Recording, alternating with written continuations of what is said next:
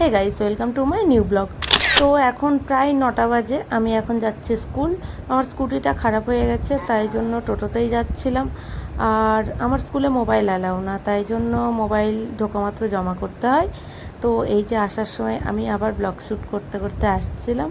এই যে গোটা বাড়িতে আমার খুটুর জামাই ভর্তি, তোমরা দেখতেই পাচ্ছ। আর এই যে এবার আমার খুটুমুনিকে দেখো, এই যে আমার খুটুমুনি।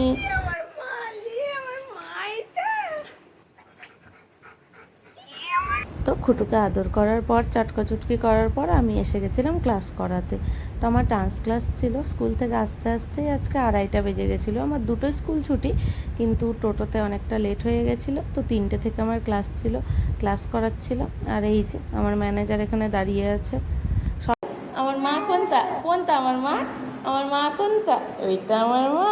ওই যে বাবালি, ওদেরকে দেখাবে না, তোদের উপর রাগ হয়েছে।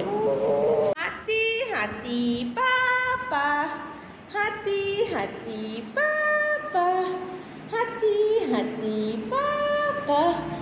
ইয়ে, বলো মিমির ক্লাস শেষ। এবার আমি আর মিমি দুধ করবো। এই যে আমার ক্লাস শেষ। এখন আমি ওকে নিয়ে ভাবলাম একটু বাইরে ঘুরে আসি। বাইরে ঘুরে আসার পর আবার আমাকে রেডি হতে হবে, একটা জায়গা যাওয়ার ব্যাপার আছে। এই যে ওকে নিয়ে আমি একটু বাইরে ঘুরতে এসেছি, কিন্তু ও কিছুতেই সাইকেলে থাকবে না। তাই জন্য ওকে সাইকেল থেকে নামিয়ে আমি এই যে বাড়ির সামনে ছেড়ে দিয়েছিলাম। ও যেহেতু একটু অতিরিক্তই শান্ত বাচ্চা, তাই বিকেলবেলা ওর ধপাধপি লাফালাফি না করলে চলে না।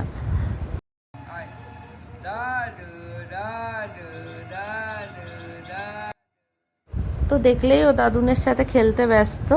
আর আমিও ঘরে এসে স্নান করে ফ্রেশ হয়ে গেছিলাম, কারণ আমার একটা জায়গায় যাওয়ার ব্যাপার ছিল।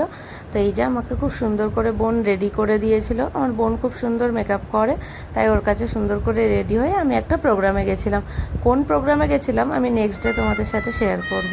আর আমাকে আমার পার্সোনাল লাইফে যারা চেনো তারা হয়তো একে খুব ভালো করেই চেনো, মানে এদেরকে।